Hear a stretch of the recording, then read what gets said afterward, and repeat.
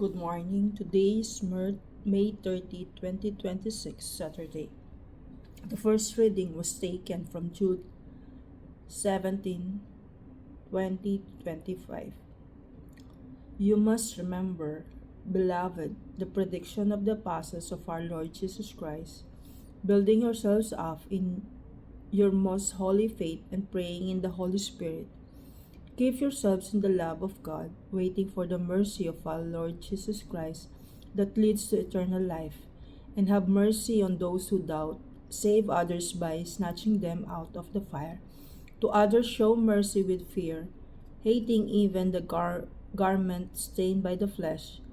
Now to him who is able to keep you from stumbling, and to present you blameless before the presence of his glory with great joy. To the only God, our Savior, through Jesus Christ our Lord, be glory, majesty, dominion, and authority before all time, and now forever. Amen. For you my soul is thirsty, O Lord my God. O God, you are my God, at dawn I seek you. For you my soul is thirsty, for you my flesh is spinning, like a dry, weary land without water. For you my soul is thirsting, O Lord my God. O God, you are my God. At dawn I seek you. For you are my soul is thirsting. For you my flesh is spinning, like a dry, weary land without water.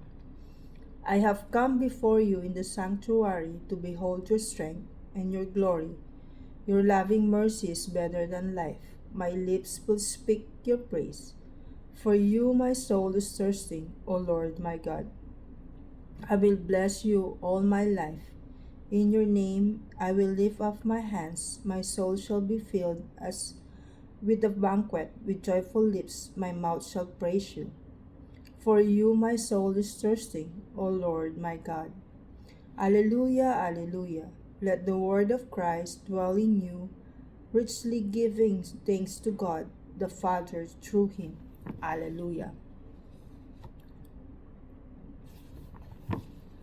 Today's Gospel was taken from Mark chapter 11, verses 27 to 33.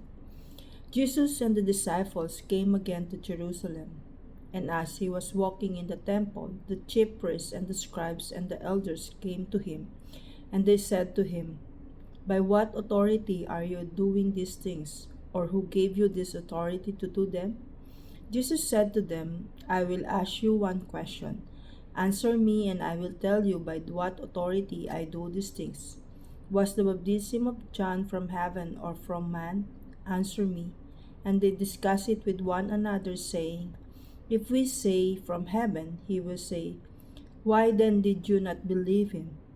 But shall we say from man?" They were afraid of the people, for they held that John really was a prophet. So they answered Jesus, "We do not know." And Jesus said to them, "Neither will I tell you by what authority I do these things." The word of the Lord. The readings of the day remind us of the importance of living a life of faith and action. St. Jude urges us to build ourselves up in our most holy faith. Jesus' encounter with the chief priests, scribes, and elders in Mark's Gospel highlights the need for authenticity and integrity. May we, like Jesus, be rooted in our identity as beloved children of God. True authority comes not from external validation, but from living an authentic life. Jesus' authority was rooted in his relationship with the Father and in the vision to his will.